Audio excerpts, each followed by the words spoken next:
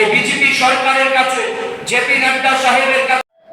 আজকে মুখ্যমন্ত্রীকে আমরা দেখতে পেলাম আস্তাবল ময়দানে দাঁড়িয়ে বলছিলেন আমাদের রাজ্যে দুজন সাংবাদিক খুন হয়েছিল, সুদীপ দত্ত ভৌমিক, শান্তনু ভৌমিক। তৎকালীন সময় বাম সরকার এ রাজ্যের একাংশ সংবাদকর্মী থেকে শুরু করে সংবাদ মাধ্যমের যারা কর্ণধার এবং তৎকালীন সময় বিজেপি একই প্রতিশ্রুতি দিয়েছিল এই পরিবারগুলোকে তারা একটা বিচার পাইয়ে দেবে। 7 বছর অতিক্রান্ত হয়ে গেল আজকে বিজেপি সরকারে, দুবার সরকার ক্ষমতায় আসলো। এ রাজ্যে বিজেপির 7 বছরে 2 জন মুখ্যমন্ত্রী, মন্ত্রিসভার অদল বদল হলো, এখনো পর্যন্ত 2 জন সাংবাদিককে কারা হত্যা করলো খুঁজে বের করতে পারলো না।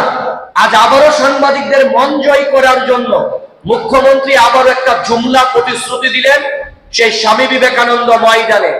আসলে আমরা মনে করি এই সরকারটা সম্পূর্ণভাবে সংবাদ মাধ্যমের সঙ্গে প্রতারণা করছে।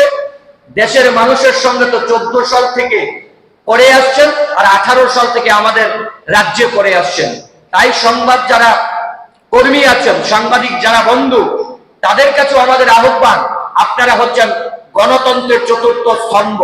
এই 2 জন সাংবাদিককে কারা খুন করলো আমরা আজকে আবারও সরকারের কাছে দাবি রাখছি, সরকারের যদি সৎ সাহস থাকে এই খুনিদেরকে খুঁজে বের করে প্রকাশ্যে তাদেরকে শাস্তির ব্যবস্থা করা হোক। মিথ্যা প্রতিশ্রুতি 2 দিন বাদে বাদে মুখ্যমন্ত্রী দেবেন, এটা শুধু জুমলা। তাই আবারও আপনাদের কাছে কথাটা মনে করিয়ে দিলাম।